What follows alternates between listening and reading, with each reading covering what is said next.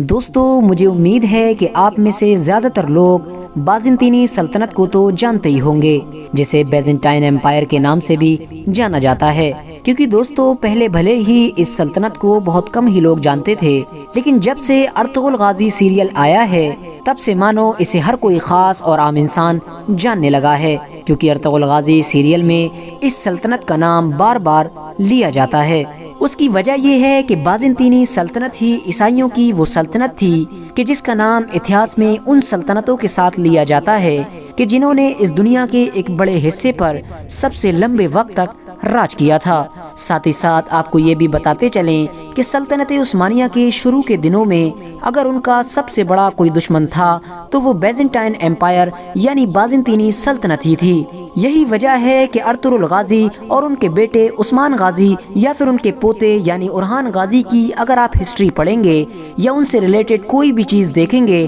تو آپ کو اس میں بیزنٹائن ایمپائر کا نام ضرور ملے گا۔ اور یہی وجہ ہے کہ ہم نے بہت سارے لوگوں کی کومنٹس کو دیکھتے ہوئے آج کی اس ویڈیو میں بیزنٹائن ایمپائر یعنی بازنطینی سلطنت کی پوری ہسٹری بتانے کا فیصلہ کیا ہے۔ یعنی آج کی اس ویڈیو میں ہم آپ کو بتائیں گے کہ آخر دنیا کی یہ مشہور اور طاقتور سلطنت کیسے شروع ہوئی تھی اور کیسے ختم ہوئی تھی، اور وہ کون انسان تھا کہ جس نے اتنی طاقتور سلطنت کو ختم کیا تھا۔ ساتھ ہی ساتھ ہم آپ کو یہ بھی بتائیں گے کہ آخر اسلام کے آخری پیغمبر یعنی حضرت محمد صلی اللہ تعالی علیہ وسلم نے اس سلطنت کے بارے میں ایسا کیا کہہ دیا تھا کہ جس کی وجہ سے مسلمانوں کو یہ یقین ہو گیا تھا کہ یہ طاقتور سلطنت ہر حال میں کسی مسلم یودھا کے ہاتھوں سے ہی ختم ہوگی۔ یہی ساری چیزیں آج کی اس ویڈیو میں ہم آپ کو بتانے والے ہیں۔ دوستو سب سے پہلے تو ہم آپ کو یہ بتاتے چلیں کہ بازنطینی سلطنت ایک ایسی سلطنت ہے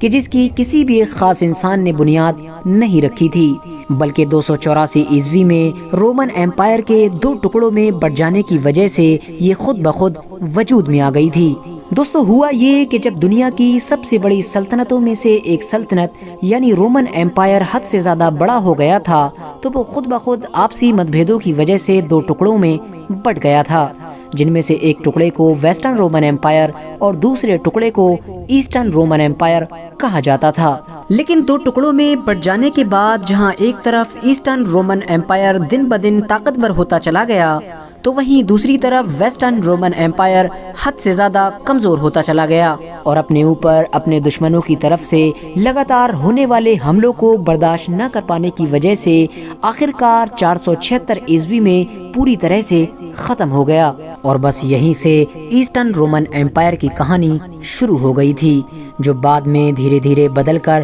بیزنٹائن ایمپائر یعنی بازنطینی سلطنت کے نام سے بھی جانا جانے لگا تھا۔ لیکن دوستو حیرانی کی بات یہ ہے کہ عیسائیوں کے اتہاس کی سب سے طاقتور سلطنتوں میں سے ایک سلطنت یعنی بازنطینی سلطنت خود بھی شروع سے عیسائی نہیں تھی، بلکہ رومن ایمپائر کے دور میں یعنی رومن ایمپائر سے الگ ہونے سے پہلے تو اس سلطنت میں کچھ ایسے بادشاہ بھی ہوئے تھے کہ جو عیسیٰ علیہ السلام کے ماننے والے لوگوں کو موت تک کی سزا بھی سنا دیا کرتے تھے۔ لیکن پھر 307 عیسوی میں جب اس سلطنت کی گدی پر کانسٹنٹین نام کا ایک بادشاہ بیٹھا تو اس نے اس پوری سلطنت کا نقشہ بدل کر رکھ دیا، کیونکہ بازنطینی سلطنت کا یہی وہ پہلا بادشاہ تھا کہ جس نے عیسائی دھرم قبول کر لیا تھا، جس کی وجہ سے اب بازنطینی سلطنت پر عیسائی دھرم کا گہرا اثر پڑنا شروع ہو گیا تھا، اور یہیں سے عیسائی دھرم تیزی کے ساتھ پھیلنا بھی شروع ہو گیا تھا۔ اس کے بعد عیسائی دھرم کتنی تیزی کے ساتھ پھیلا تھا اس بات کا اندازہ صرف اس بات سے لگایا جا سکتا ہے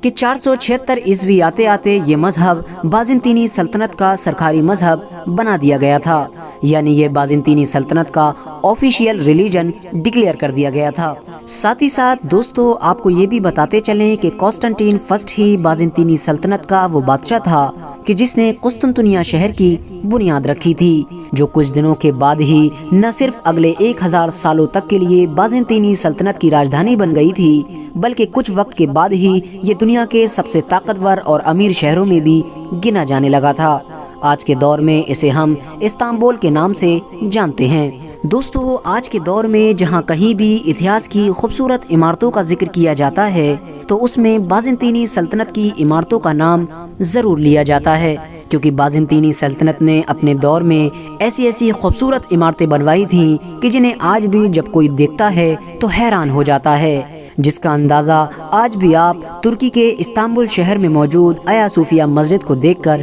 لگا سکتے ہیں۔ آج کے دور میں ہم اپنی ندیوں کے اوپر محراب کے ڈیزائن میں بنے ہوئے جن پلوں کو دیکھتے ہیں، اس ڈیزائن کے پل کو بنوانے کی سٹارٹنگ بھی بازنطینی سلطنت کی طرف سے ہی کی گئی تھی، جو آج تک لگاتار چلی آ رہی ہے۔ ساتھ ہی ساتھ آپ کو یہ بھی بتاتے چلیں کہ کھانا کھانے کے لیے کانٹوں کے چمچ کا استعمال کرنا بھی بازنطینی سلطنت کے دور میں ہی شروع کیا گیا تھا۔ اس کے علاوہ بھی بہت ساری ایسی چیزیں ہیں کہ جو بازنطینی سلطنت کے دور میں ہی شروع ہوئی تھیں اور جنہیں دیکھ کر آج بھی ہم حیران ہو جاتے ہیں۔ دوستو، بازنطینی سلطنت بھی اپنی آدھی عمر گزارنے کے بعد دوسری سلطنتوں کی طرح ہی حد سے زیادہ کمزور ہونا شروع ہو گئی تھی، اور اس کے کمزور ہونے کے پیچھے بھی وہی بڑی وجہ تھی جو اکثر سلطنتوں کے کمزور ہونے کے پیچھے ہوا کرتی ہے، یعنی بادشاہ کا ناقابل، نا انصاف پسند اور سست ہونا، یعنی آسان لفظوں میں کہیں تو بادشاہت کی گدی کا غلط ہاتھوں میں چلے جانا۔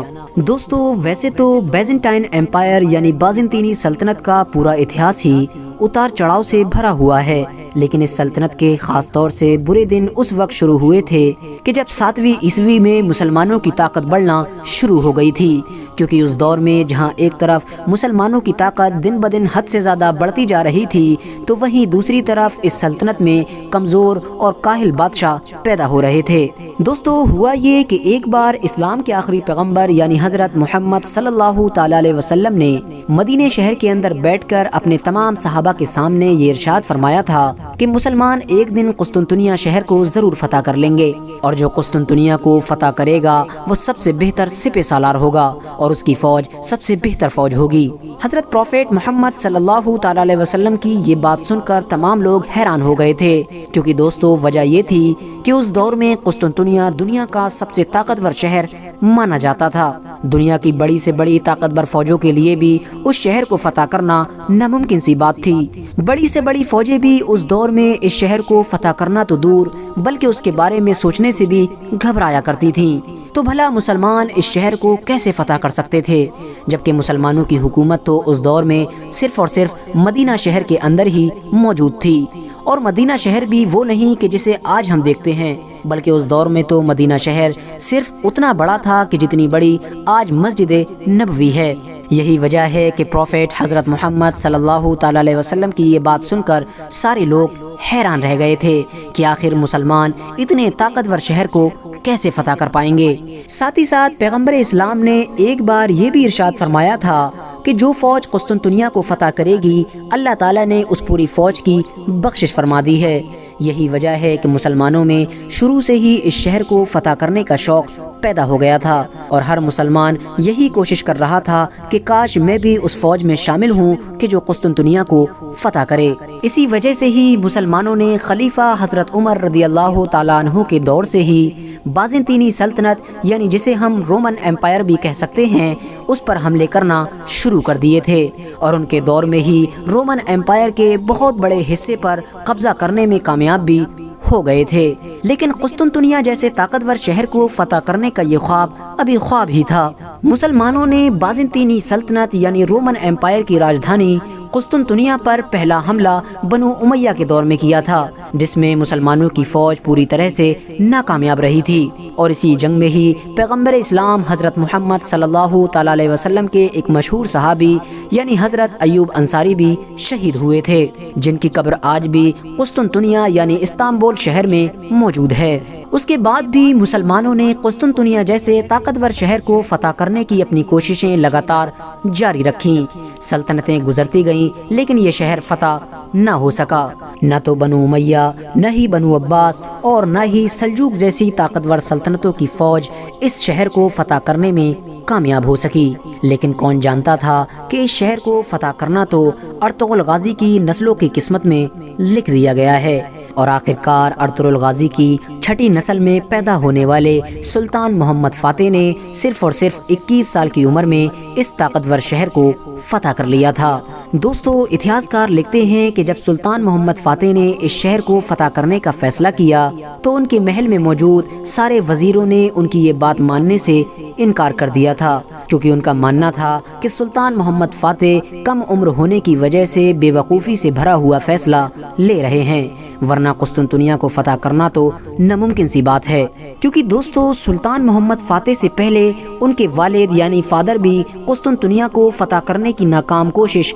कर चुके थे। इसीलिए उनके वजीरों को लगता था कि जब इनके वालिद उम्र दराज और तजर्बेकार होने के बावजूद भी इस ताकतवर शहर को फतह करने में नाकामयाब हुए थे, तो आखिर सुल्तान मोहम्मद फातेह जैसा कम उम्र इंसान कैसे फतह कर सकता है। लेकिन सुल्तान मोहम्मद फातेह ने वो कर दिखाया। सुल्तान मोहम्मद फातेह ने कुस्तुनतुनिया पर हमला करने से पहले ऐसी नई रणनीति बनाई कि जिसे देखकर बड़े बड़े तजर्बेकार वजीर भी हैरान रह गए थे। सुल्तान मोहम्मद फातेह ने उस दौर में एक ऐसी तोप तैयार करवाई थी कि जो इतिहास की उस वक्त तक की सबसे बड़ी तोप मानी जाती थी। इसके अलावा उन्होंने इस जंग में जो सबसे बड़ा और सबसे ऐतिहासिक कारनामा किया था वो ये था कि उन्होंने अपनी फौज के सारे जहाज अपने समुंदर से निकलवाकर सिर्फ और सिर्फ एक रात के अंदर ही जमीनी रास्ते से कुस्तुनतुनिया के समुंदर में डलवा दिए थे, यानी उन्होंने अपने जहाज़ों को जमीन पर चलवा दिया था। ये हादसा पूरी दुनिया के इतिहास में शायद पहली